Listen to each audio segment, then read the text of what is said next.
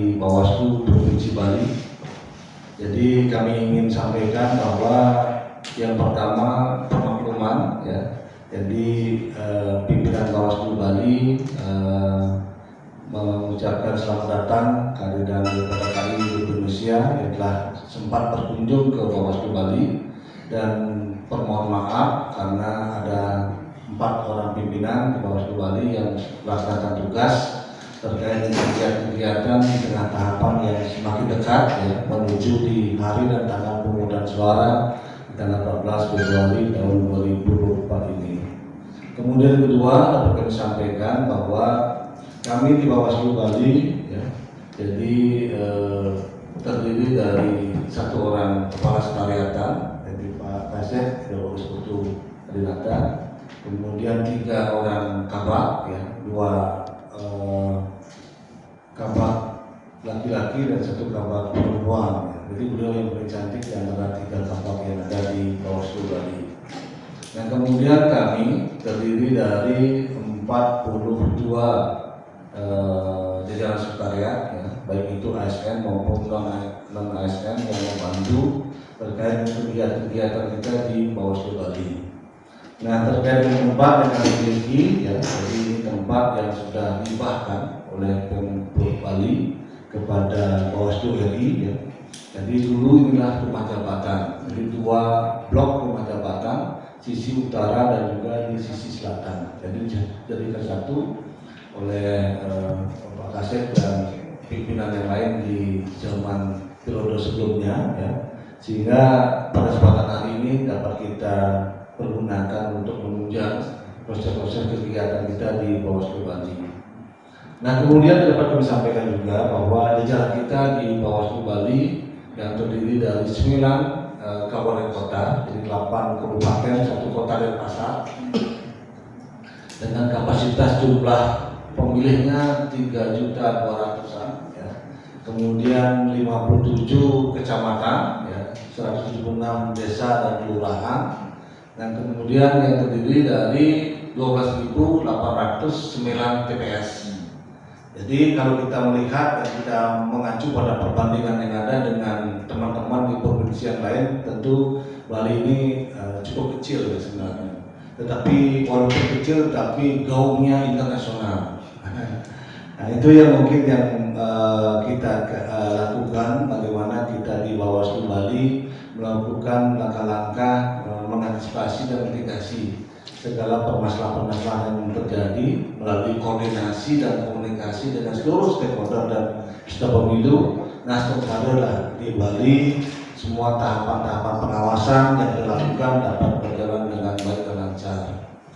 Nah, kemudian dapat juga kami sampaikan bahwa kami di Bawaslu pada intinya ya, di jajaran sekretariat Bawaslu Bali dengan kabupaten kota itu mereka masih merupakan diperbantukan di Bawaslu kabupaten kota. Jadi kami dari 8 kabupaten dan 1 kota di tahun 2024 ini baru membentuk 2 satker.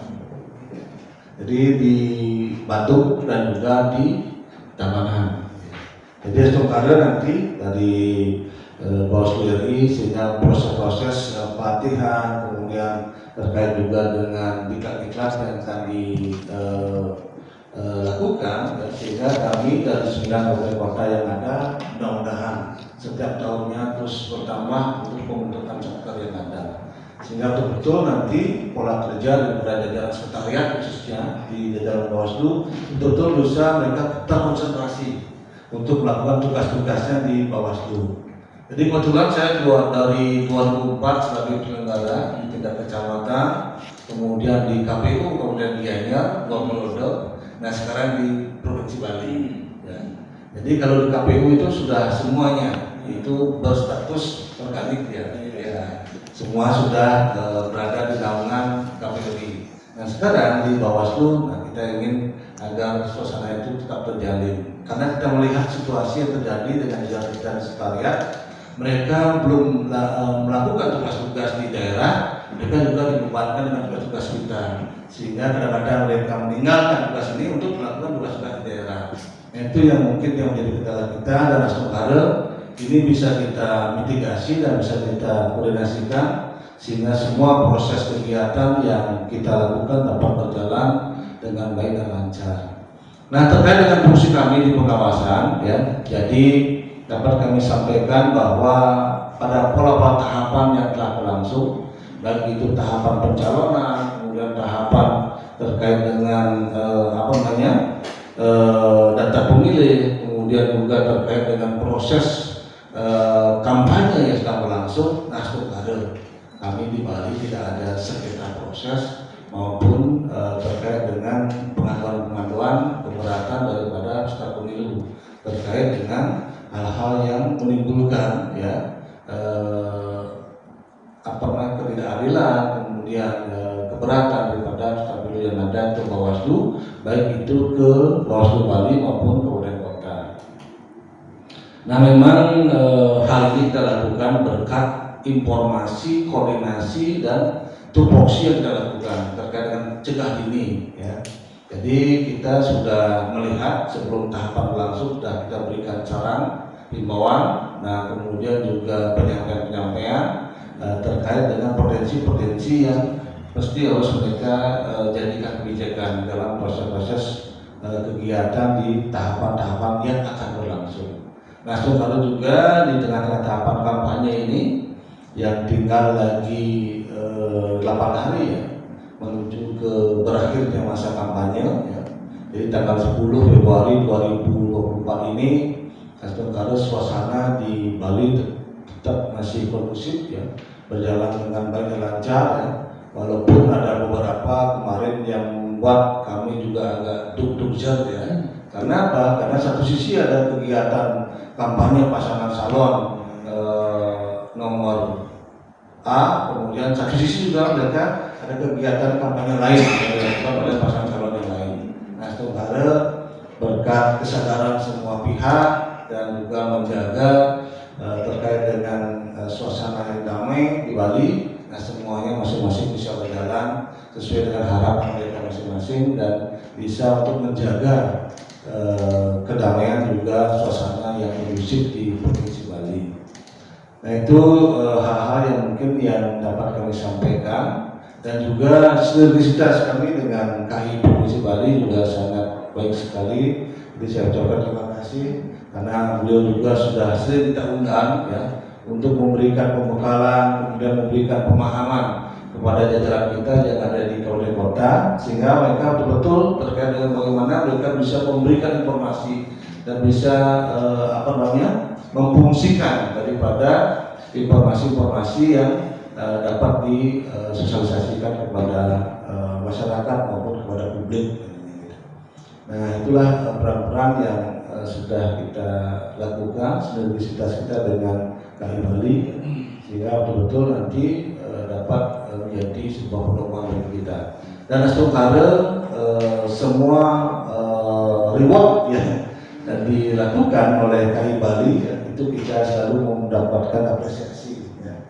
Nah, jadi itulah hal-hal yang mungkin yang dapat saya sampaikan pada pimpinan dari KI Republik Indonesia, sehingga betul-betul nanti sinergisitas ini tetap terjalin, dan apapun bentuk informasi-informasi yang mungkin yang dapat kami publikasikan, ya, sehingga betul-betul nanti bisa didiskusikan dan bisa nanti diberikan saran masukan kepada kita di Bawaslu Bali terkait dengan hal-hal yang perlu untuk kita perbaharui dan perlu kita benahi ke depannya. Mungkin itu yang dapat saya sampaikan. Pada intinya kami ucapkan selamat datang di Bawaslu Bali dan terima kasih atas kehadiran semua yang telah hadir kesempatan hari ini, ya. Dan sambil kita diskusi, silakan dulu dinikmati, ya, hidangan yang sudah disediakan, dan mohon maaf apabila dalam proses penerimaan kami ada hal-hal yang kurang berkenan di hati, ya. Jadi saya ucapkan terima kasih. Saya tutup untuk peran Santi Om, Santi Om. Wa taufiq wa hidayah. Wassalamualaikum warahmatullahi wabarakatuh. Salam sejahtera untuk kita semua. Salam nama budaya, rahayu. Terima kasih Pak Ketua. Silakan mungkin depan yang sudah sambil diskusi. Silakan dari mungkin ada yang disampaikan sambil mati snack, sambil santai. Dari Komisi Informasi Pusat pimpinan kami persilakan sepenuhnya.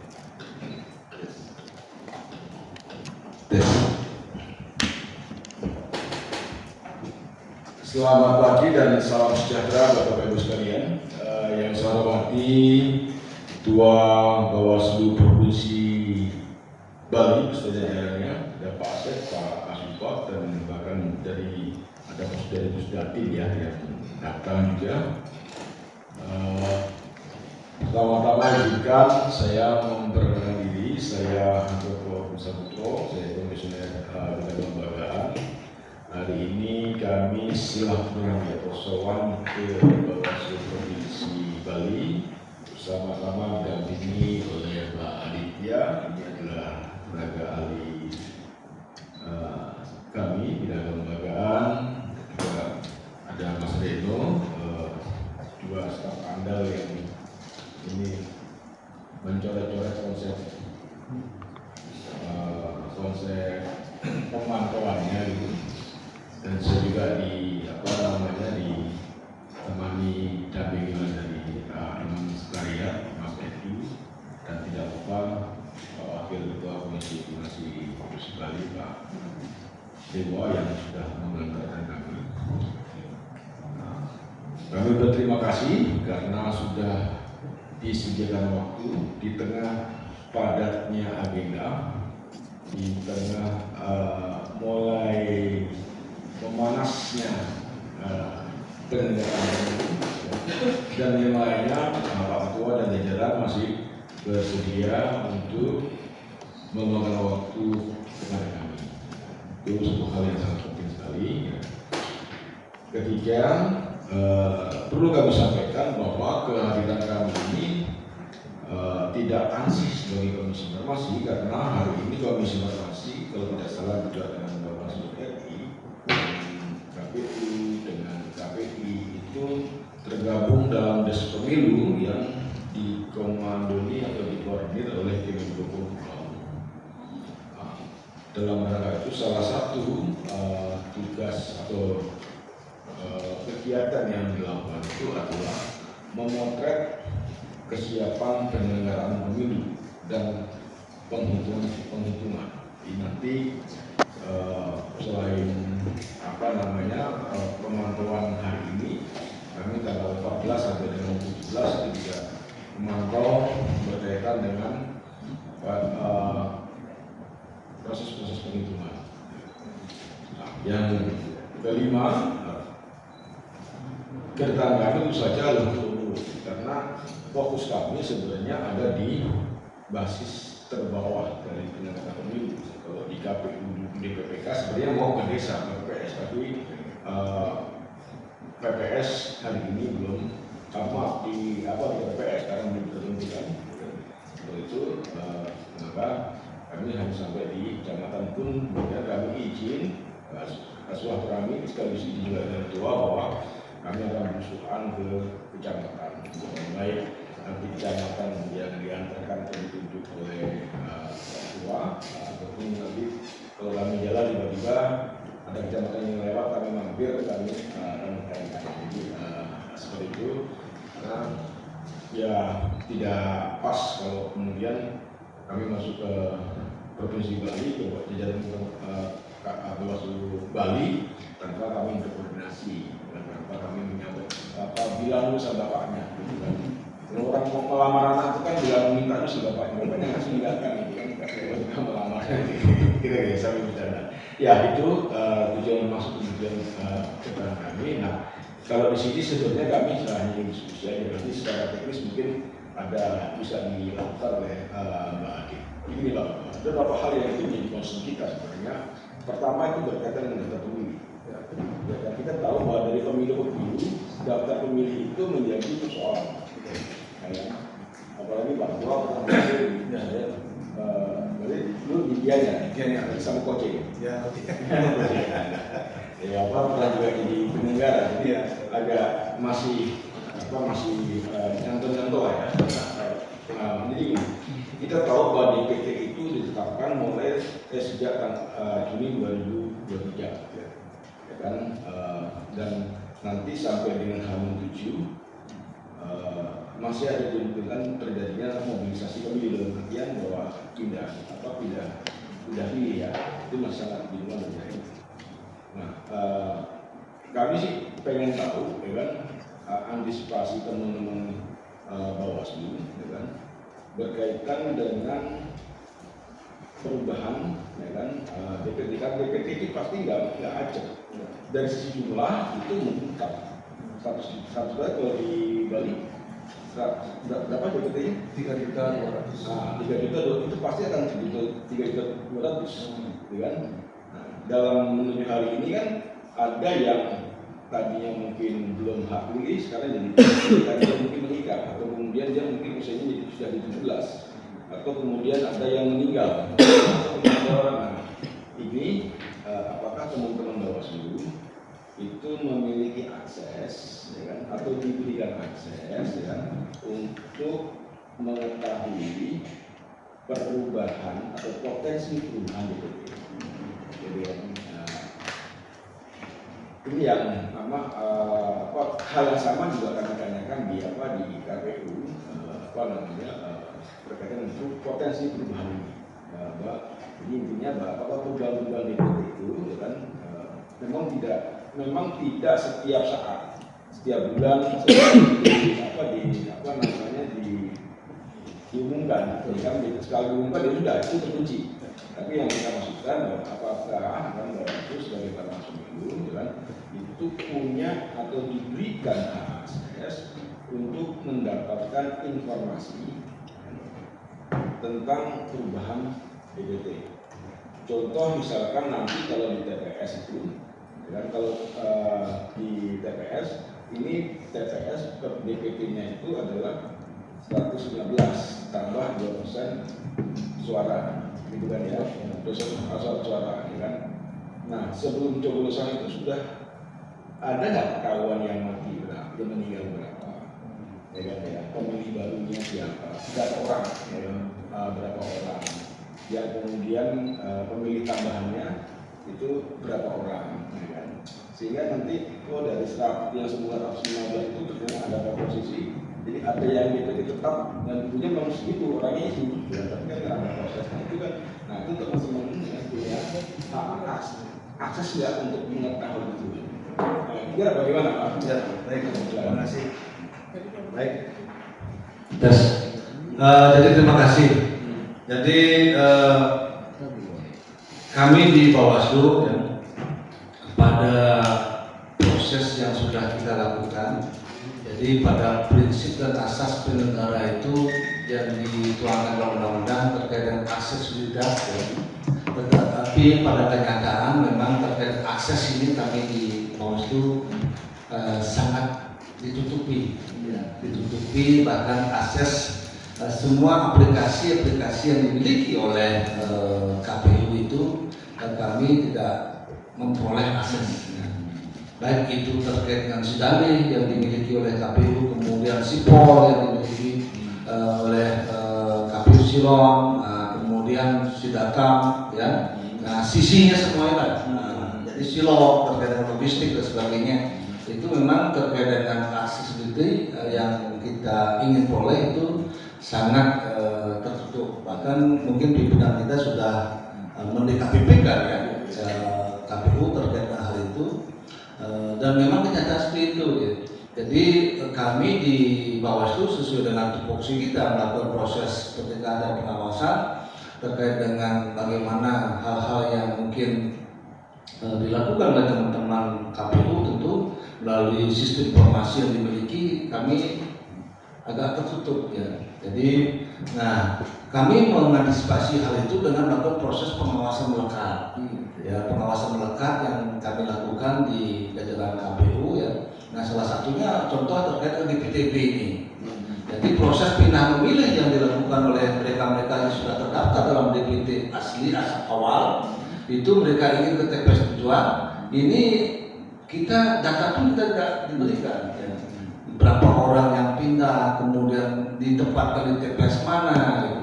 Jadi sampai saat ini teman-teman di jajaran Bawaslu Kabupaten Kota dan juga Panwascam kita yang sedang melakukan koordinasi dengan PPK dan PKD, koordinasi dengan PPS, mereka juga belum mendapatkan terkait dengan berapa pemilih-pemilih yang melakukan proses pindah memilih ke TPS tujuan. Nah, terkait dengan hal ini, teman-teman di Bawaslu Kabupaten Kota sudah melakukan proses administratif, melakukan surat kepada KPU Kabupaten Kota terkait dengan hal ini dan melakukan proses-proses pencegahan terkait dengan potensi-potensi permasalahan yang kemungkinan akan terjadi di tanggal 14 itu di saat pemungutan suara. Karena berdasarkan undang-undang dan ketentuan yang dibuat oleh KPU bahwa yang menjadi ataupun yang dipersiapkan surat-surat itu kan mereka yang terdaftar di DPD. Jadi mereka yang terdaftar di DPD plus 2%. 2% itu adalah mereka dipergunakan untuk surat suara rusak, surat suara yang keliru coblos, bukan dipergunakan untuk mereka yang pindah memilih ataupun mereka yang mau menggunakan KTP. Nah, ini yang perlu untuk kita antisipasi dan perlu untuk kita mitigasi terkait dengan potensi-potensi permasalahan ini.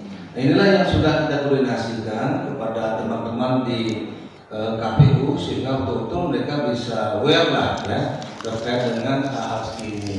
Tetapi kenyataannya memang hal-hal ini memang kemarin saya sudah koordinasikan dengan Ketua KPU Bali.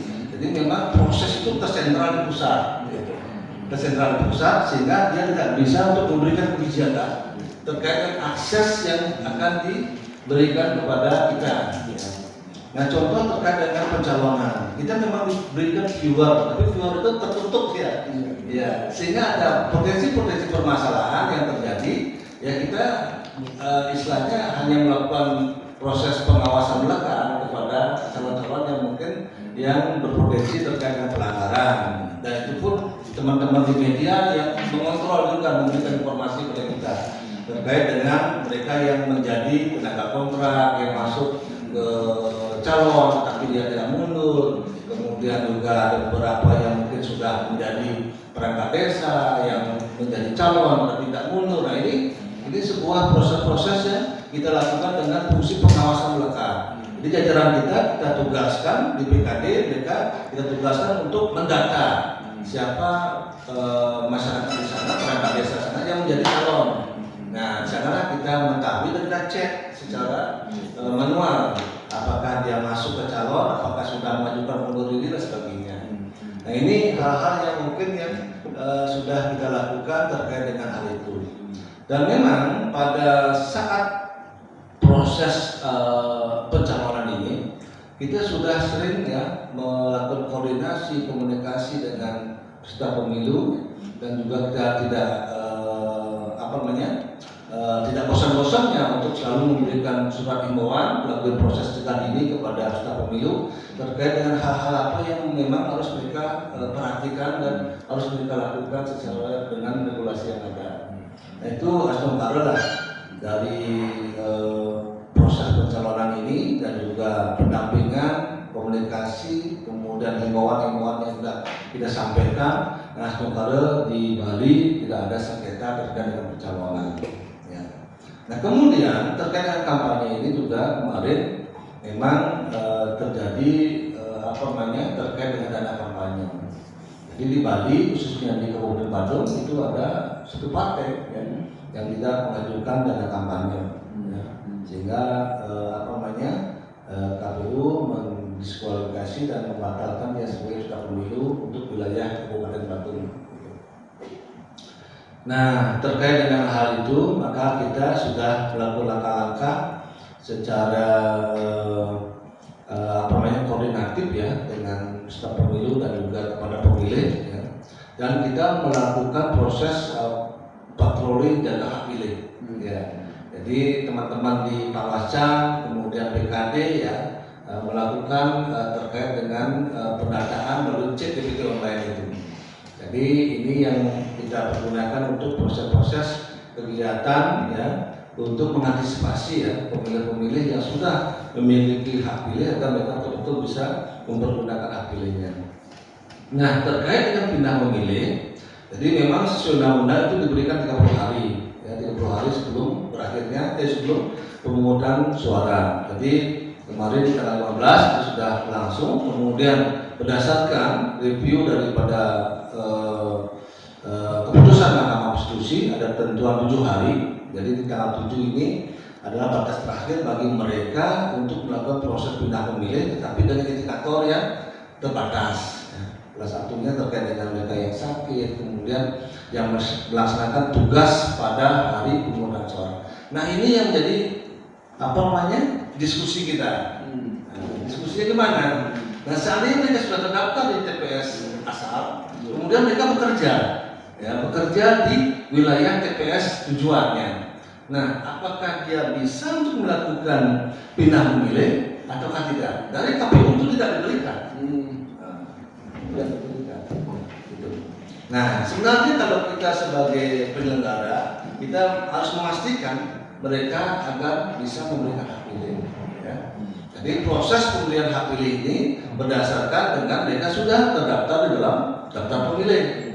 Nah, inilah yang hal-hal yang perlu untuk kita sikapi sehingga betul-betul nanti ya bisa dijadikan sebuah pegangan bagi kami di Bawaslu terkait dengan bagaimana kita ingin memastikan mereka-mereka yang berhak untuk ataupun sudah memenuhi syarat sebagai pemilih itu bisa nanti mempergunakan hak pilihnya di TPS.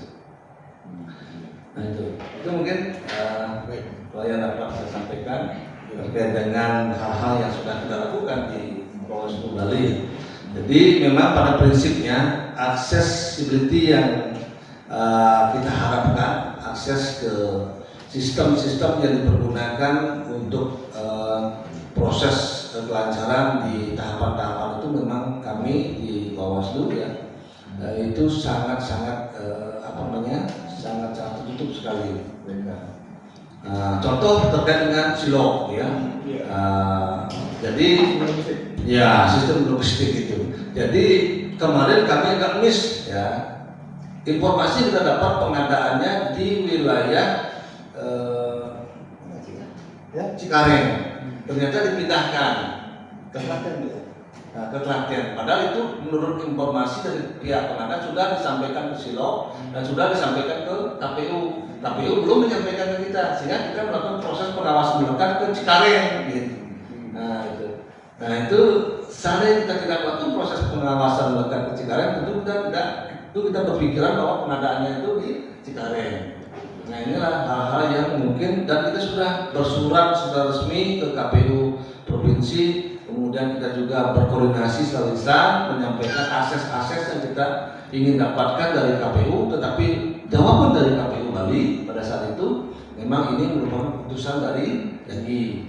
Jadi kami pun secara kelembagaan di KPU ya tidak bisa serta-merta masuk ke dalamnya gitu.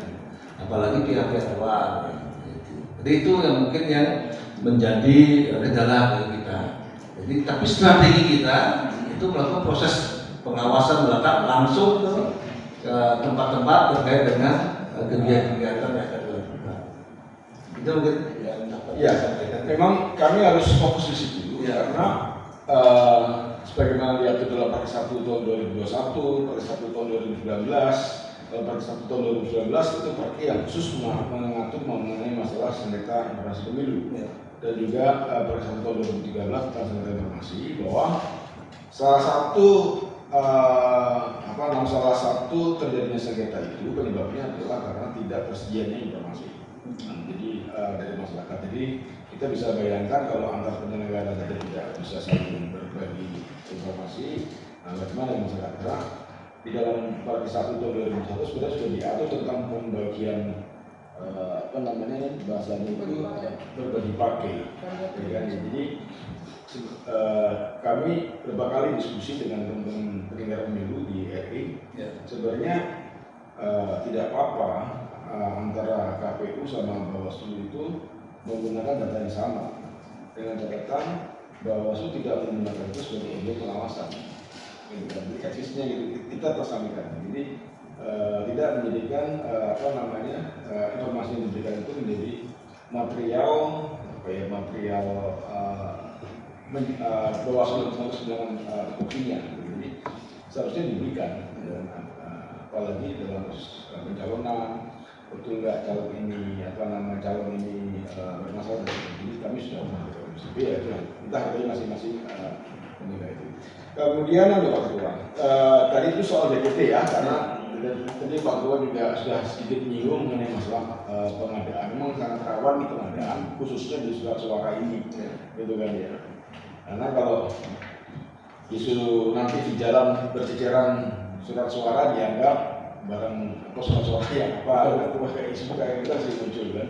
Jadi memang sangat rawan. Jadi kita menghargai inisiatif teman-teman Bawaslu dalam hal melakukan pengawasan lekat. Memang maksud kami itu di sementara ini pada soal DPT karena ini pasti nanti akan jadi problem di lapangan. Kemudian gini Pak, berkait dengan lapor kampanye khususnya berkaitan dengan dana kampanye. Sejauh mana teman-teman Bawaslu itu mendapatkan hak akses informasinya? Atau misalnya apa yang diberikan oleh teman-teman penyelenggara adalah KPU di provinsi khususnya ya, yang bisa atau yang diberikan informasinya kepada teman-teman Bawaslu. Misalnya apakah diberikan informasi detail sampai siapa penyumbangnya, gitu kan ya. Kemudian berapa sumbangannya, kira sampai ke sana nggak diberikan informasi? Baik, terima kasih. Seperti yang sudah saya sampaikan tadi bahwa semua proses di KPU itu mempergunakan basis sistem informasi. Ya. Jadi termasuk juga salah satunya mempergunakan sistem informasi dana kampanye, SIDAKAM, sistem informasi dana kampanye. Jadi semua itu berproses di sana ya. Sehingga itulah yang kita minta terkait dengan akses yang bisa kita lakukan pengawasan. Ya. Nah, kemudian tapi nggak ada sudah. Ya. Jadi semua sistem yang dimiliki oleh KPU itu kita nyaris kita tidak bisa melakukan proses pengawasan secara langsung melalui sistem informasi yang dipergunakan untuk membantu daripada kegiatan tahapan. Nah, kita di Bawaslu melakukan proses terkait dengan pendataan, ya, pendataan secara secara melekat kepada seluruh peserta pemilu. Nah, salah satunya terkait dengan proses baliho lah contohnya. Jadi kita tugaskan jajaran kita yang ada di desa, kemudian kecamatan untuk mendata baliho calon-calon legislatif yang berada di wilayah desanya masing-masing, sehingga ini tercatat mereka. Sehingga itulah kita jadikan sebuah proses perbandingan nanti terkait dengan seberapa besar dana kampanye yang dikeluarkan oleh peserta pemilu. Hanya itu yang bisa kita lakukan. Dulu itu kalau tidak salah itu ada kebijakan bahwa KPU RI itu menyediakan APK untuk peserta pemilu. Itu masih benar kebijakan itu? Iya. Jadi PKPU tentang kampanye, PKPU 15 tahun 2003, kemudian perubahan PKPU 20 tahun 2003 dua tentang kampanye itu sangat berbeda dengan pemilu 2019. Kalau 2019 itu sangat rigid ya, berapa yang difasilitasi oleh KPU di tingkat provinsi, kabupaten, kecamatan, desa itu sangat rigid. Bahkan ketentuan-ketentuan yang diatur dalam PKPU itu sangat memberikan kita ruang untuk fungsi pengawasan kita. Nah sekarang ini di PKPU 15 sangat ambigu lah. Ya. Jadi ketentuan-ketentuan yang kemarin itu dihilangkan. Nah, fasilitas yang dilakukan oleh KPU hanya di tingkat provinsi terkait dengan baliho untuk peserta pemilu, untuk masing-masing satu. Satu peserta pemilu, satu untuk partai secara keseluruhan, kemudian DPD secara keseluruhan, kemudian pasangan calon secara keseluruhan. Iya, itu saya tanyakan karena ini berkaitan dengan dua aspek transformasi dua hal. Transformasi pengadaan, ya kan? Jadi seberapa banyak baliho kalau masih ada kebijakan itu kalau masih ada kebijakan bahwa KPU menyediakan APK dua peserta pemilu. Nah, kalau itu belum dicabut, maka pertanyaan saya tadi berkaitan dengan transformasi dua hal. ya kan? Tapi kalau sudah dicabut saya tidak teruskan apa yang disebutkan. Jadi kita harus tahu berapa banyak APK yang dibuat oleh KPU dan jajarannya. Kemudian berapa banyak yang didistribusikan kepada setiap ini transparansi pengadaannya. Kita bicara berapa banyak sih baliho yang atau PKI yang dicetak. Kemudian kita bicara keadilan, seberapa banyak kemudian APK itu diberikan kepada peserta pemilihan, ya. Nah ini nanti implikasi tadi dana kampanye sekian, tapi kok APK-nya peluang. Nah, dan bagaimana kemudian APK yang dibuat secara mandiri, ya. Nah inilah yang dua transformasi itu yang kami maksudkan. Jadi pada intinya mereka di KPU membatasi, sangat terbatas sekali. Kalau dulu kan maksimal ada ketentuan sekian persen dari KPU, kemudian sisanya silakan masing-masing peserta pemilu. Nah sekarang dibatasi, itu adalah 3. Nah, jadi satu untuk baliho untuk peserta pemilu untuk partai, kemudian DPD dan juga untuk calon presiden. Nah kemudian ini juga yang sudah kita sampaikan bahwa terkait dengan dana kampanye. Jadi semua pengeluaran maupun kegiatan yang dilakukan oleh peserta pemilu mereka wajib memasukkan. Nah kadang-kadang ini yang mereka belum dipahami. Ya. Contoh, ada partai politik yang merasa tidak pernah untuk membuat baliho. Nah, entah siapa yang mau masak sehingga sudah ada di publik dan sebagainya. Nah, pada prinsipnya apapun bentuk yang sudah ada itu sebenarnya sudah harus masuk ke dalam dana kampanye. Ya. Apakah dikeluarkan oleh calon atau simpatisannya ataukah loyalisnya, ataukah orang-orang yang tidak diketahui. Nah, contoh kan ada salah satu partai politik yang tidak tahu bahwa ada pasangan baliho-baliho yang adalah PSI lah. Langsung saja ya kita sampaikan ada mungkin baliho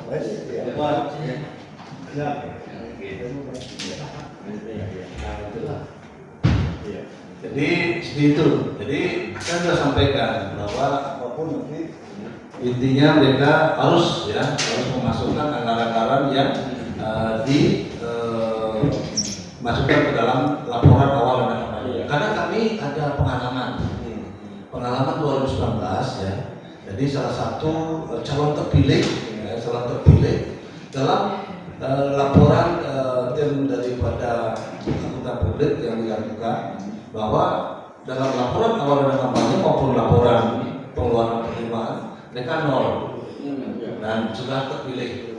Nah, padahal balihonya masih banyak, banyak bersebaran. Jadi dia menganggap dirinya tidak pernah mengeluarkan uang untuk pembuatan baliho maupun spanduk yang ada. Nah, inilah yang dipermasalahkan oleh calon yang mungkin di bawah dia, yang mungkin akan memperbuat posisinya dia. Nah, sampai sidang ke DKPP. Nah, KPU kena sanksi peringatan keras ya. Nah, coba di Bawaslu itu sudah tidak terkenal. Nah, itulah yang kita antisipasi. Jadi dari kasus permasalahan itu kita wanti-wanti menyampaikan apapun bentuk pengeluaran, baik itu disadari ataupun tidak disadari, ya terkait dengan sumbangan dan sebagainya, ya itu harus masuk dalam dana kampanye, ya, sehingga betul-betul nanti transparansi daripada proses dana kampanye itu betul bisa dipertanggungjawabkan oleh peserta pemilu. Kalau berkaitan dengan rencana penghitungan nanti besok, bagaimana hak akses informasi yang diberikan oleh KPU dan rencana strategi pengawasan atau pengawasan melekat di proses penghitungan bagaimana? Ya, jadi kami di Bawaslu ya memiliki aplikasi juga yang namanya Siwaslu, Sistem Informasi Pengawasan Pemilu. Jadi yang akan digunakan oleh pengawas TPS kita ya terkait dengan bagaimana mereka agar bisa nanti melaporkan terkait dengan hasil daripada penghitungan suara yang dilakukan di masing-masing TPS. Khusus penghitungan. Ya, artinya itu. Penghitungan ya. baik itu terkait dengan kejadian dari awal sampai dengan proses penghitungan suara. Oke. Ya. Jadi itu yang bisa melaporkan di situ publik masyarakat. Enggak, anggota kita, Oh, jajaran kita. Ya, itu pengawas lapangan ya. Pengawasan TPS. Pengawasan Ya. TPS. Memang ini potensi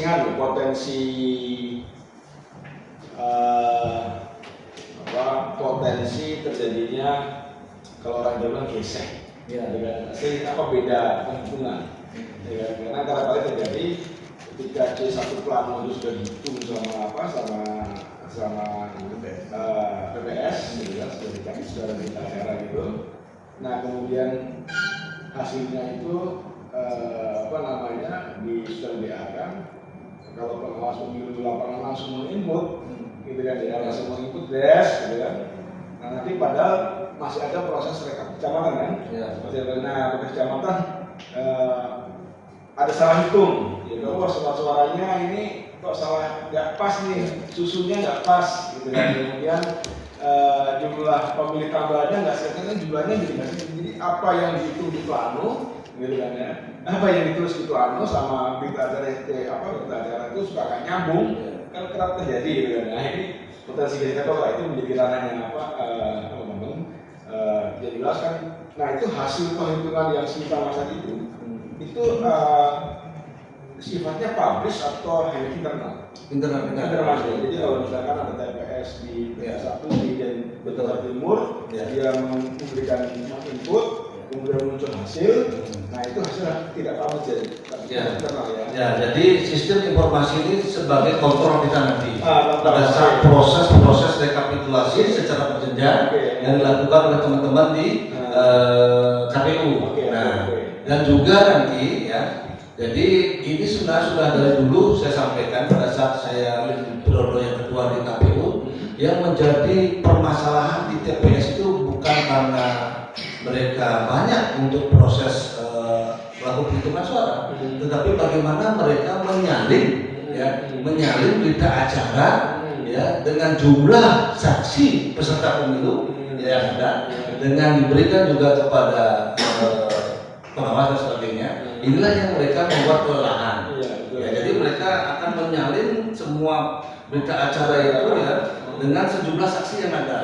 Nah, contoh partai politik berapa partai berapa, mereka akan menyalin semua. Kemudian DPD kita di sini juga 14, mereka akan menyalin. Kemudian Pilpres juga mereka akan menyalin. Inilah yang membuat mereka jadi kelelahan. Ya, di tengah selesainya penghitungan, kemudian malam hari, kemudian penuhan, kepenatan semuanya, mereka juga akan memproses itu. Nah, kadang-kadang proses penyalinan ini juga akan menimbulkan kesalahan. Nah, kadang-kadang di awal ditulis sudah benar, akhir-akhir ini kan jadi salah. Nah, jadi kami di Bawaslu juga sudah berkeinginan kita pada saat proses nanti direkapitulasi kita selesaikan di masing-masing tempat kerja. Baik itu di TPS, selesaikan di TPS. Kemudian di tingkat kecamatan, apapun terjadi perselisihan yang terjadi, seandainya ada pembukaan kotak, lakukan di tingkat kecamatan. Ya. Jadi berikan kepada PPK terkait dengan proses itu untuk melakukannya agar proses transparansi itu ada. Kita selesaikan di sana, sehingga jenjang-jenjang di kabupaten, di provinsi itu lebih lempeng nantinya, ya, dan juga lebih dan nanti di tingkat RI. Biar tidak nanti kita di RI nanti kita berdiskusi banyak, lebih baik di tingkat bawah kita selesaikan semua hal-hal terkait dengan perselisihan maupun ketidaksesuaian angka-angka yang dibawa oleh masing-masing saksi. Jadi itu hal yang kita lakukan. Nah kemudian juga teman-teman di Panwascam juga sudah memitigasi dan mempersiapkan terkait dengan laporan-laporan cepat yang akan dilakukan oleh pengawas TPS kita. Jadi sekarang kita sedang proses bagaimana mempersiapkan terkait dengan inilah si Waslu kita ini. Nah, jadi kita juga berharap ya teman-teman yang di PTPS ini mempergunakan handphone Android ya untuk melakukan informasi dan laporan cepat yang melalui si Waslu, sehingga betul-betul nanti ini kita jadikan kontrol bagi kita seandainya ada permasalahan-permasalahan yang terjadi di masing-masing TPS gitu. Karena memang polemik dan dinamika yang akan terjadi akan dinamis sekali ya. Dan memang apa yang disampaikan oleh Bila tadi di KI RI ya. Jadi suasana ketenangan kita di Bali ini nanti pasti akan terjadi di ujungnya nanti ya. Di Mahkamah Konstitusi pasti akan terjadi itu. Karena dari 2014 itu berproses di Mahkamah Konstitusi, 2019 juga berproses di Mahkamah Konstitusi. Jadi walaupun di awal tenang, di akhir itu akan terjadi ya. Makanya kita di Bawaslu mempersiapkan dirilah terkait dengan potensi permasalahan ini dengan apa? Dengan ya tupoksi kita, ya dokumen-dokumen yang kita persiapkan, kemudian pokok pengawasan yang kita jadikan penguatan daripada fungsi kita sebagai pengawas. Karena kita akan memberikan keterangan nanti seandainya ada perselisihan hasil di Mahkamah Konstitusi. Ya, memang salah satu output dari kunjungan kita hari ini, ya karena hari ini kami secara serentak ada baru dalam 8 provinsi, ada di Lampung, ada di Kalsel, ada di Kaltim, ada di Sumatera Utara. Itu adalah itu. Teman-teman ini kalau memang itu berkaitan dengan KPU, kami akan harus segera berikan. Misalnya ada kebutuhan bahwa teman-teman penyelenggara itu atau Bawaslu itu mendapatkan hak akses. Gitu kan. Kalau misalnya itu konteksnya di KPU, sebaliknya kami juga akan memberi masukan kepada jajaran Bawaslu RI kalau nanti ada temuan nanti akan kami sampaikan. Itu bagian dari bagaimana ada besoknya itu boleh rame tapi masih on the track ya. Itu loh Pak, rame sedangkan rame karena rame itu bagian dari demokrasi tapi masih on the track ya, dengan biar nggak rusuh gitu kan. Baik, kalau dari saya, Mbak Adit mungkin ada yang mau diambil ya, nanti yang silakan. Ini yang baru saya explore, yang kami tanya memang itu masih berkaitan dengan tupoksinya Bawaslu, gitu kan ya. Nanti Mbak Adit sama Mas Deno mungkin bisa mendalami berkaitan dengan kewajiban Bawaslu sendiri, kan sudah sampai sejauh mana. Kalau tadi Pak Ketua kita ada pengawasan melekat berkaitan dengan logistik, kita ada pengawasan melekat berkaitan dengan proses mutasi pemilih. Nah, hasil-hasil kayak gitu itu dipublikasikan enggak? Dan masyarakat diberitahukan tidak? Ya, itu nanti biar balik. Izin Bapak, ini ada beberapa pertanyaan yang kami sampaikan. Pertama, terkait program dan jadwal yang berkaitan dengan pencegahan, pengawasan dan penindakan atas pelanggaran pemilu dan pemilihan. Apa saja yang diumumkan ke masyarakat baik itu melalui siaran televisi, radio atau di website dan medsos Bawaslu sendiri? Ya, jadi fungsi pencegahan yang kita lakukan terkait dengan hal ini tentu kita sudah mempublikasikan ya, informasikan kepada teman-teman ya yang ada di media, itu juga dengan media-media yang kita miliki di internal kita di Bawaslu, baik itu di web kita ya terkait dengan langkah-langkah apa yang sudah kita sampaikan ya, kepada publik. Nah, itu juga penyampaian secara formal juga kita sampaikan ya kepada teman-teman peserta pemilu ya terkait dengan langkah-langkah pencegahan yang sudah dilakukan, baik itu melalui surat himbauan ya, dan juga terkait dengan pencegahan secara lisan yang sudah kita lakukan di Bali ini.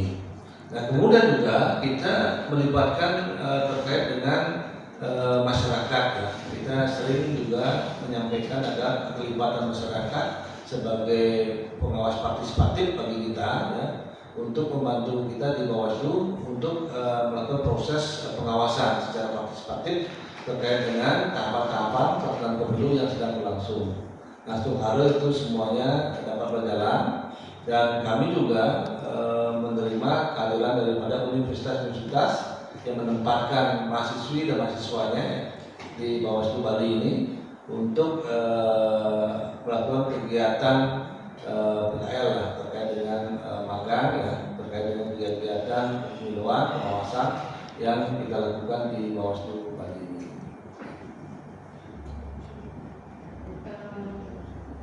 Mungkin Bu kabar ada sampaikan terkait dengan informasi pencegahan yang sudah.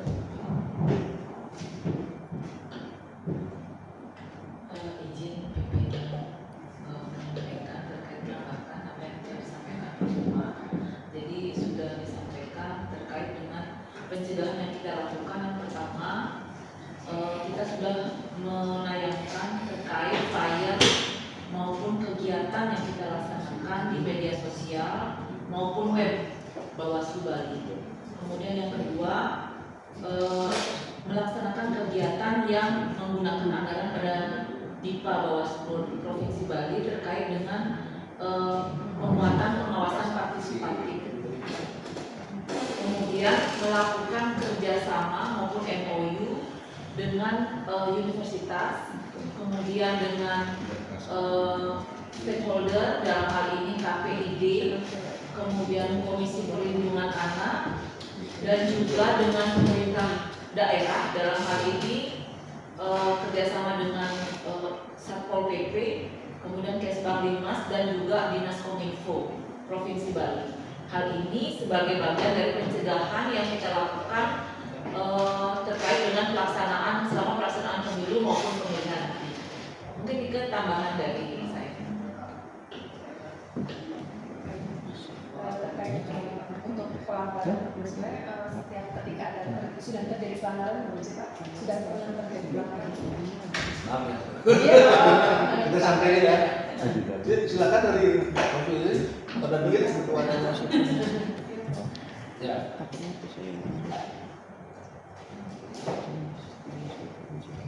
Ya, jadi yang pertama terkait dengan apa yang telah saya sampaikan.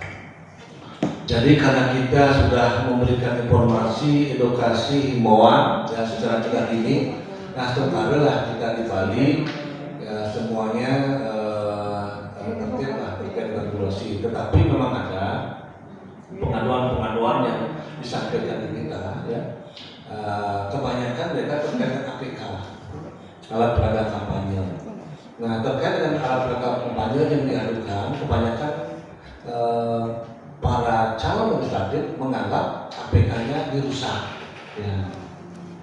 Nah setelah proses pengaduan ini, tentu kan kita melakukan proses kajian. Nah kajian sesuai dengan Bawaslu 7 terkait dengan pelanggaran itu, sehingga kita melakukan kajian dan pembunuhan syarat-syarat formal dan juga syarat-syarat material. Nah, kadang-kadang mereka hanya menyampaikan ini baliho saya dirusak Pak, siapa yang merusak Pak? Saya tak tahu siapa yang merusak. Nah sehingga kan terkait dengan identitas terlapor ini kan tidak terpenuhi dia. Sehingga dan kami pun di Bawaslu sudah tidak lanjuti ya. Apalagi ada pengaduan informasi awal pun kita telusuri, ya kita telusuri dan lanjuti. Kemudian kita lakukan proses pengkajian, baru kita plenokan terkait hasil kajian yang kita lakukan. Nah terkait dengan pengaduan ini kita telusuri, memang kami pun dari saksi-saksi sudah dapat tidak mengetahui siapa yang merusak dan sebagainya. Sehingga ini juga yang membuat terkait dengan bagaimana langkah-langkah kita ya, tidak bisa kita menindaklanjuti terkait dengan pengaduan yang ada.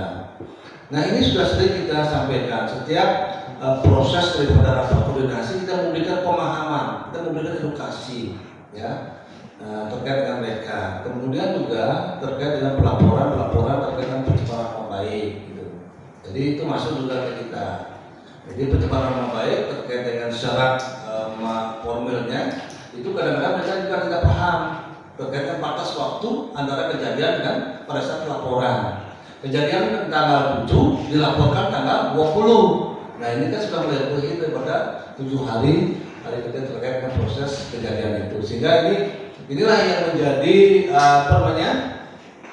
kesan kepada masyarakat.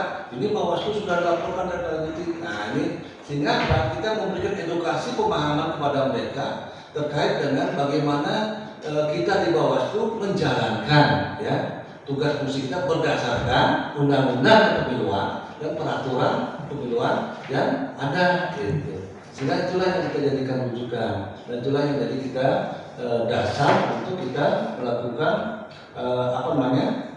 langkah-langkah memutuskan sesuatu terkait dengan informasi-informasi maupun pengaduan-pengaduan yang kita dapatkan. Nah tapi sebelum itu intinya kita di Bawaslu Bali pada prosesnya koordinasi dan komunikasi kita dengan peserta pemilu itu sangat baik lah, ya. Sehingga apapun bentuk yang kita sampaikan mereka sangat mentaati ya, dan mereka sangat berharap lah kita selalu memberikan hal-hal yang memang menjadi sebuah pedoman bagi mereka sehingga mereka tidak melakukan pelanggaran. Kalau untuk berita acara atau berita ada pengaduan, Ya. terus habis itu ada keluar berita acaranya, nah itu dipublish atau masuk atau? Ya, kita publish itu. Publish. Ya, kita publish di papan pemulung kita ya, terkait dengan hasil-hasil yang kita sampaikan kepada yang bersangkutan. Ya, terkait dengan apa keputusan rapat pleno yang kita putuskan terkait dengan proses pengaduan yang disampaikan itu. Tapi dipublishnya itu nggak di website atau media sosial itu Pak, menjadi papan pengumuman. Ya, jadi kita juga sudah menyampaikan ke teman-teman media. Ya, di website juga kita sudah sampaikan, kemudian teman-teman media juga kita sudah sampaikan. Dan juga kita pasang di papan pengumuman kita. Ya. Tahapan pemilu Pak ya, penyelenggaraan pemilu ini kan mungkin ada banyak temuan pelanggaran, termasuk kita dengar juga di media kan bahkan Bawaslu juga menjadi terlapor, pengawas dilaporkan oleh peserta pemilu. Nah yang ingin kami tanyakan, bagaimana proses update untuk laporan mengenai pelanggaran yang dilakukan oleh baik itu peserta pemilu atau penyelenggara pemilu. Laporan itu nanti diupdate berkala atau nanti di Ya, akhir. jadi kita memiliki sistem lapor cepat, ya. Lapor cepat. Jadi jajaran kita, ya. Jadi lapor cepat itu dalam arti kita memiliki link secara internal di Bawaslu Bali. Jadi kita berikan kepada jajaran kita yang ada di desa, kecamatan, ya, kemudian kabupaten juga, sehingga mereka bisa melaporkan secara cepat kegiatan-kegiatan yang ada di wilayah kerja mereka. Sehingga inilah yang kita lakukan proses rekapitulasi. Ya, kita lakukan proses rekapitulasi, kemudian kita dapat kita sampaikan pasangan calon nomor 1 berapa kali dia kampanye di Bali, pasangan nomor 2 berapa kali dia kampanye di Bali, kemudian pasangan nomor 3 berapa kali dia kampanye di Bali, kemudian pasangan DPD juga berapa kali dia kampanye di Bali berdasarkan masing-masing kegiatan yang akan dilakukan di masing-masing kabupaten. Jadi itulah yang sudah kita lakukan sehingga betul-betul nanti terkait dengan informasi ini bisa dipahami dan dilaksanakan oleh teman-teman kita yang ada di jajaran kita dan sehingga bisa kita publis ke masyarakat. Sedikit Bapak, Komisi Informasi Pusat kan ada Perki nomor 1 tahun 2019 soal prosedur penyelesaian informasi dan pelayanan sengketa informasi pemilihan, dan di situ tertulis bahwa selain Bapak di Bawaslu mempunyai tugas mengenai pelayanan informasi publik atau PPID yang dilakukan rutin per tahun, setiap tahun pemilihan ada tambahan menjadi berkewajiban menyampaikan informasi mengenai pemiluan kepada masyarakat. Artinya PPID itu menyediakan informasi mengenai tahapan pemilu dan pemilihan.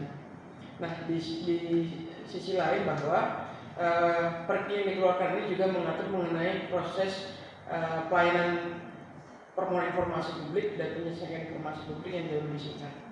Kalau di Perki Slip diatur permohonan itu 10 hari kerja per setuju jika ada tenggang waktu dan 30 hari kerja untuk keberatan, maka di Perki ini khusus untuk pemilu dan pemilihan dipersingkat menjadi 3 hari kerja. Kami harapannya dapat juga disosialisasikan oleh penyelenggara pemilu bahwa ada hak masyarakat untuk mendapatkan informasi, bahkan lebih cepat dari yang diatur oleh undang-undang. Mungkin itu sih. Baik, jadi kami pada prinsipnya transparansi ini memang menjadi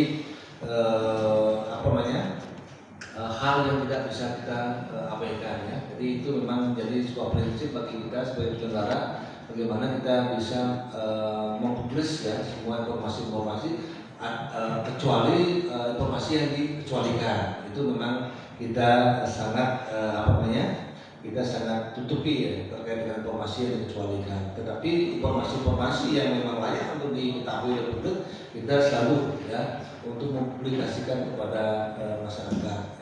Nah kemudian juga peran daripada PPID itu sangat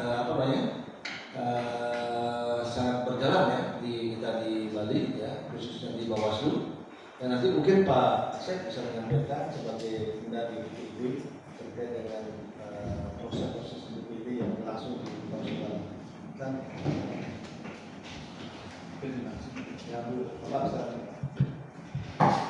Izin pimpinan atas dari pertanyaan dari terkait dengan penyusunan layanan informasi berupa di daftar informasi publik terkait dengan kepemiluan ya Mas ya. Jadi kami terhadap pelaksanaan tahapan pemilu yang sudah selesai itu sudah kami susun DIP-nya. Salah satunya adalah terkait dengan pencalonan. Tapi untuk tahapan pemilu yang masih dalam proses itu belum kami masukkan dalam daftar informasi publik. Contohnya adalah pada saat ini kita masih berproses dalam pelaksanaan pengawasan tahapan logistik, daftar pemutahiran daftar pemilih, kemudian masih berproses juga dalam tahap pengawasan kampanye. Jadi kami belum masukkan dalam daftar informasi publik. Mungkin itu yang bisa saya sampaikan. Iya, saya mau jam berapa kita buka? Jam 11. Jadi Ketua, sebelumnya saya tuh punya penyakit, jadi harus kalau udah lebih dari setengah jam itu saya itu browser itu harus menang, jadi udah kayak candu gitu.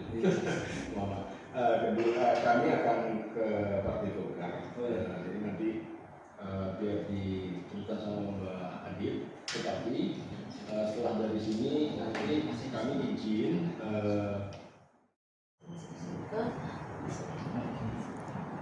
Mungkin itu sebagian besar yang saya dapat sampaikan. Untuk selanjutnya mungkin Bapak. Sebelumnya yang awali dulu Assalamualaikum warahmatullahi wabarakatuh. Salam budaya salam kebajikan.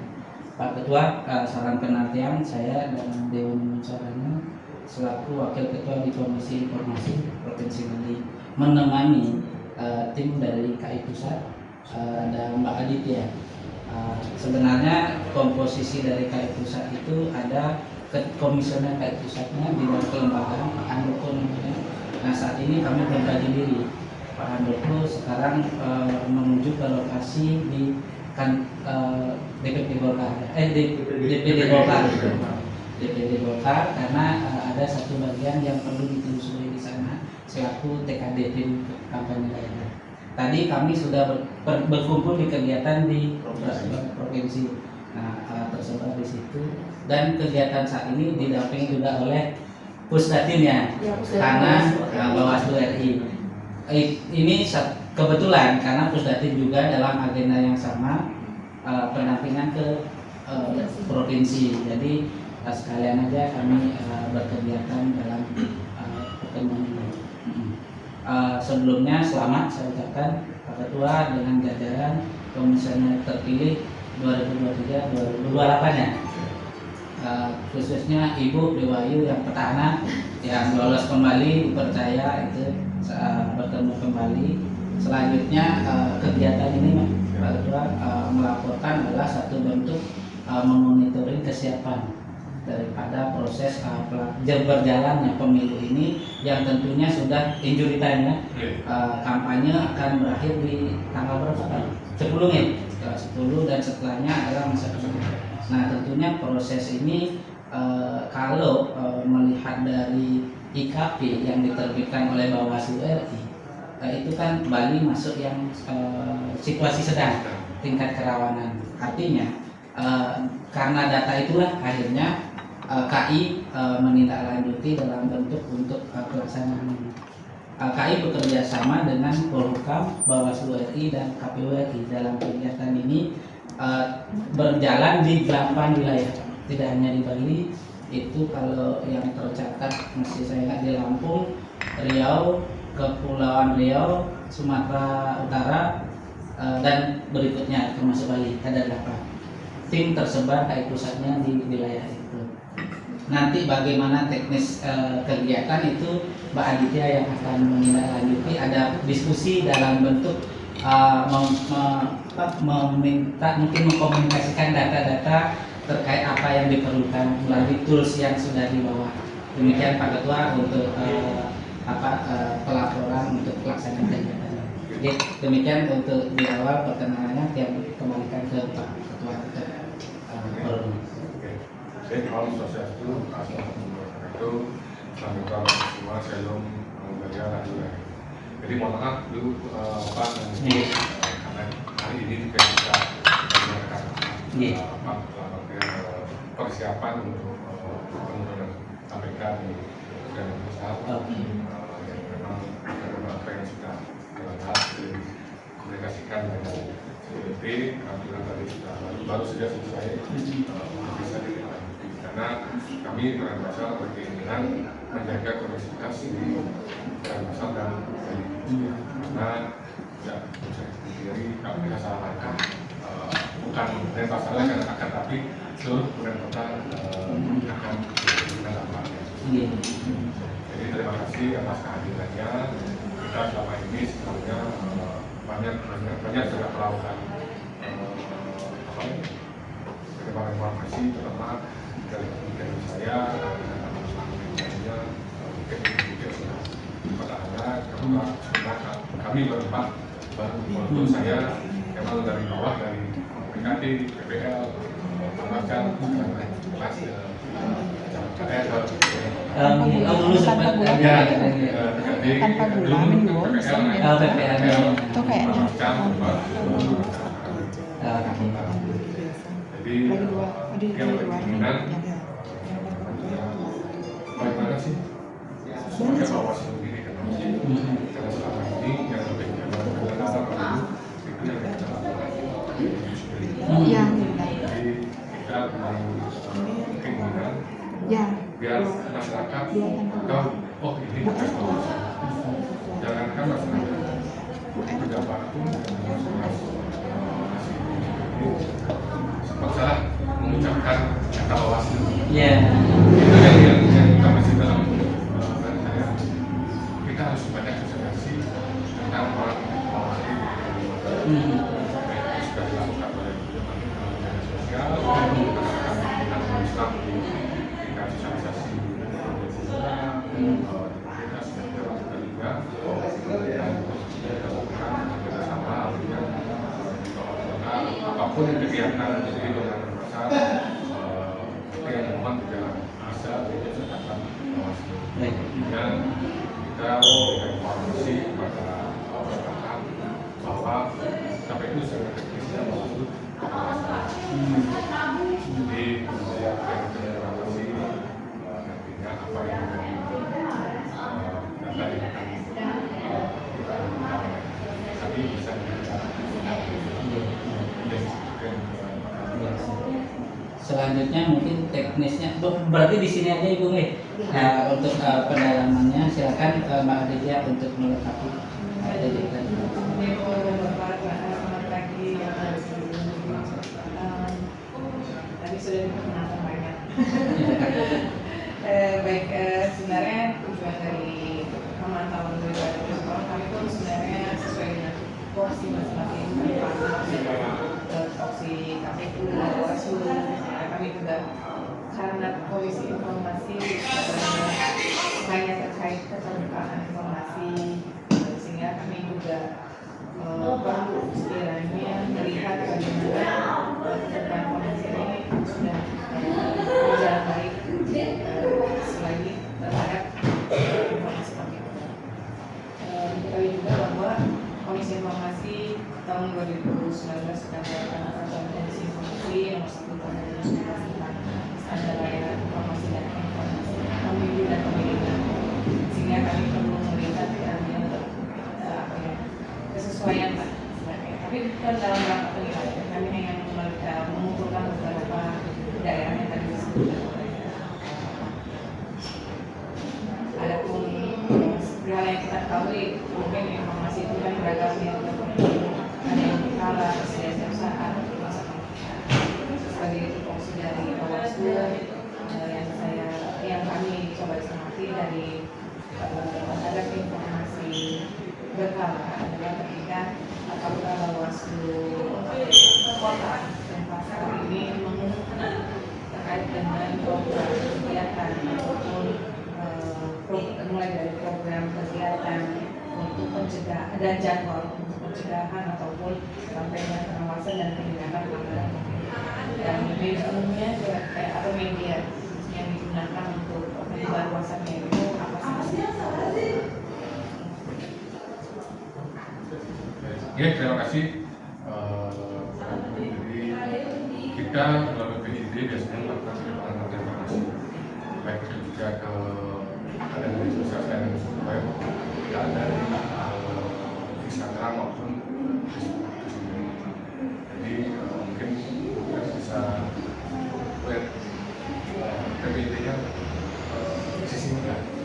Jadi kita ada di PID program pasal itu kecuali kerja dan apa yang menjadi dan untuk selalu memperhatikan. Jadi, tapi untuk saat ini untuk tahun 2024 mungkin kita sendiri masih fokus terhadap tahapan. Jadi untuk program kerja belum kita bisa push dan lakukan. Mungkin kedepannya sehabis hilangkan pilek ini mungkin kita bisa melakukan pembuatan program kerja dan jadwal. Tapi untuk sementara yang tahun lalu sudah dilakukan implementasi. Setiap tahapan setiap Keseluruhan. Kalau untuk informasi pelanggaran dan sanksi terkait dengan pengawasan omnibus di Instagram misalnya. Jadi setiap tahapan, contoh kampanye, apa yang menjadi boleh tidak boleh dan apa namanya hukumannya, larangannya itu selalu dikasih tahu. melalui Ya, Instagram. boleh tidak sih langsung berhubungan dengan pengangkatan partai politik? Itu juga kita lakukan, biasa kita melakukan kegiatan pengumpulan kegiatan melalui kegiatan artinya kita melakukan koordinasi. Ya, koordinasi di setiap tahapan di saat memang apa yang menjadi yang pokok yang menjadi akan menimbulkan sebuah permasalahan tidak akan dapatkan. Sudah ada belum Pak laporan dari masyarakat ataupun dari peserta pemilu mungkin ada satu yang sekiranya melanggar? Ada. Berapa? Kalau yang netralitas ASN itu informasi awal, ya netralitas ASN itu laporan informasi awal itu satu kali. Untuk baliho itu ada mungkin 5 kali laporan. Itu informasi awal, artinya yang laporan masuk ke kami hanya sekali. Tapi akan tetapi yang memang kita mendapatkan via WA itu kurang lebih hampir 5 kali untuk pelanggaran pasangan. Setelah itu kalau yang tadi di KPU dan Bawaslu provinsi itu dirapatkan lalu dikeluarkan berita acaranya, itu juga dilakukan setiap teman. Iya, setiap temuan. Jadi kita ada pleno ya Pak. Kalau diumumkannya? Diumumkannya ada di papan pengumuman biasanya. Hanya papan pengumuman tidak melalui website. Website PPID. Website PPID Iya. bukan.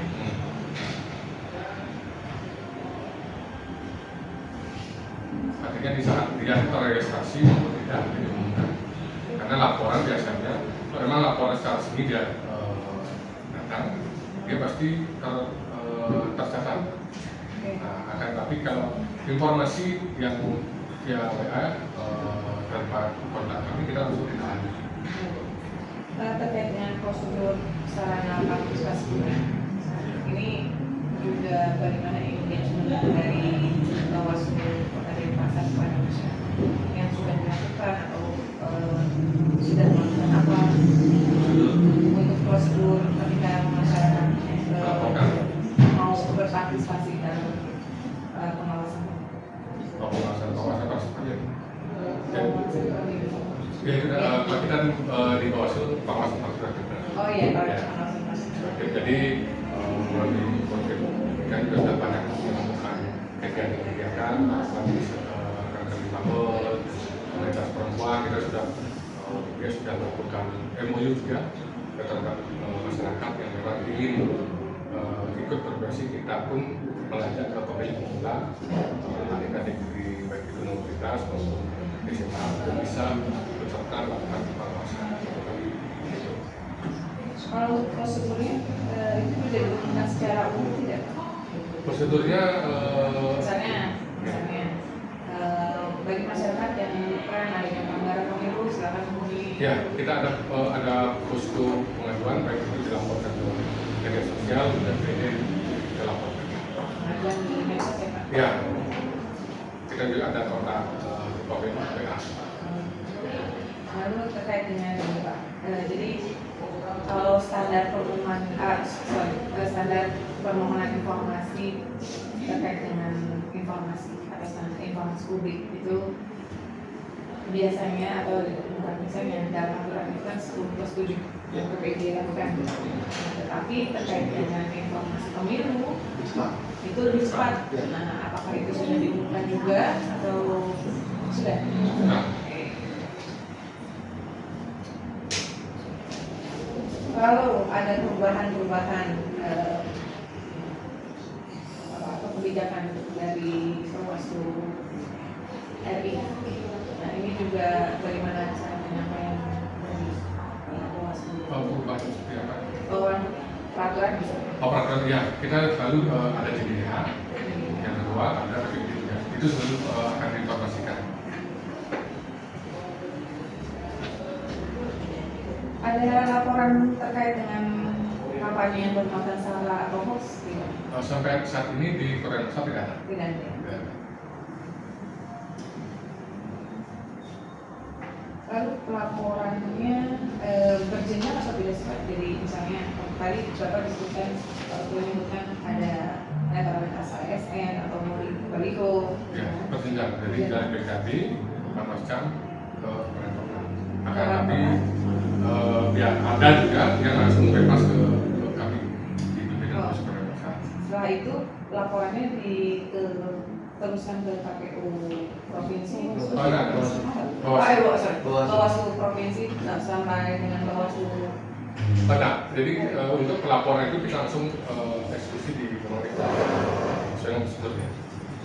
Dan Bawaslu provinsinya juga tidak mendapatkan informasi. Kalau informasi kan dapat, cuma memang penanganan masalah kan langsung di masing-masing. Oh iya, maksudnya hasil dari penanganan masalahnya itu juga pasti dilaporkan. Ya, masing-masing mobil biasanya dikoordinasikan. Oke, itu aja yang bisa.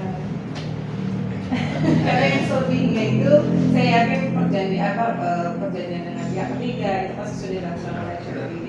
Sudah. Nanti mungkin pengumuman informasi perlu ada lihat nyari EPD Murti. Oh enggak, tapi udah saya foto sebenarnya.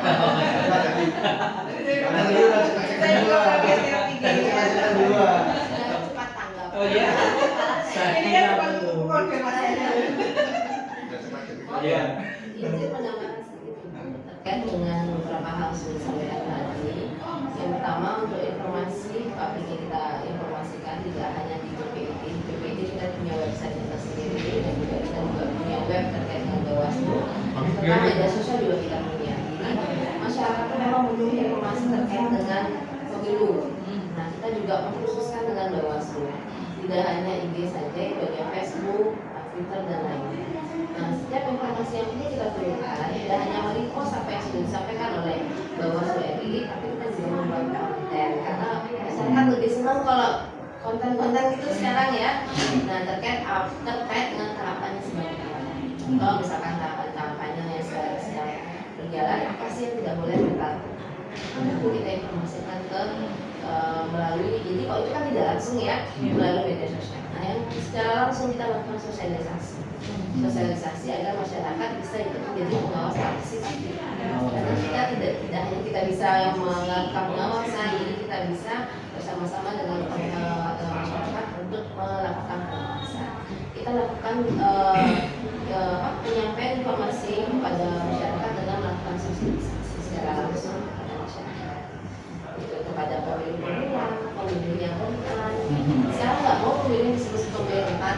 di sini boleh sensitif. Yang dalam hal ini Iya. maksudnya yang kelompok umur ya? Nah itu jadi kesana jatuhnya. Iya kan?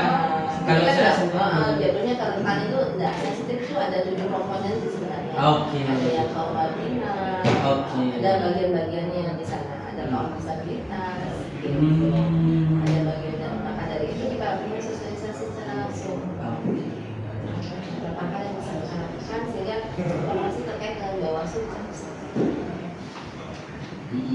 Ini sebagian besar itu yang saya lakukan. Terima kasih Bu, sudah cukup jelas dan Langsung ya. Baik, itu aja mungkin yang bisa saya sampaikan. Setelah dari sini rencana kami ke Panwascam ya. Tadi kan instruksinya Pak Gini ke Panwascam. Jadi gini Ibu, kalau Pak Ketua, Panwascam terdekat yang bisa kami visitasi kami Di itu Denpasar Timur. Denpasar Timur. Karena kemarin sudah ke Denpasar Timur. Nah, PPK-nya. Karena di depan kanan. Sebenarnya mau ke sana lagi atau nyari yang lain? Atau ada yang lain? Atau ada referensi Yang- yang Ada. Itu ada Denpasar Utara. Kalau di pasar selatan masih ada 3 tempat, mau yang mana di Denpasar Utara di Lumintang, Denpasar Selatan di Sesetan. yang Paling terdekat dekat. sama sih. Sama sih. Posisinya kita Tengah-tengah sebenarnya. ya Mbak ini. Saya ikut aja, yang mana yang jadi referensi? Gini, mungkin sehabis ini mau ke arah mana? Nah, di sana kita yang arahkan. Karena ke Nasdem kita jam 2 diterima. Masuk balik ke provinsi, Pak. Nah, sebelum ke Nasdem kami ke Panwascam. Yang Denpasar Selatan. Denpasar Selatan, ya benar. Oke, ya. Saya juga cari mesinnya biar deket. Iya. Saya izin kebetulan dulu. Saya ikut aja teman-teman. Ini langsung minum airnya banyak ini. Iya. Gitu aja Bapak dan Ibu. Oke. Terima kasih atas apa ya? Iya. Mau direpotkan sedikit. Pastinya, Pastinya. pas sudah begini kan kita bisa langsung komunikasi. Betul. Kalau ini nggak bisa ketemu jadi. Iya, begitu. Karena kami kalaupun melihat website ataupun lihat IG, rasanya kurang Iya. dapat beberapa informasi yang lebih menarik. Karena saya sudah dikunjungi. Oh gitu, kami ya. Kalau nggak itu nggak ketemu sama bapak dan ibu. Oh, iya, benar. Saya baru 2 kali jadi ketemu sama beliau kan. Sebelum Dalam saya kegiatan. udah beberapa tahun yang lalu lagi. Baik, terima kasih atas waktunya yang sangat berharga yang sudah dimakan pada kami. Oh iya. Oh, iya. Silakan. Komisi Informasi Provinsi Bali menjadikan badan publik informatif. Komisi Informasi Provinsi Bali mewujudkan masyarakat informasi. Keterbukaan informasi publik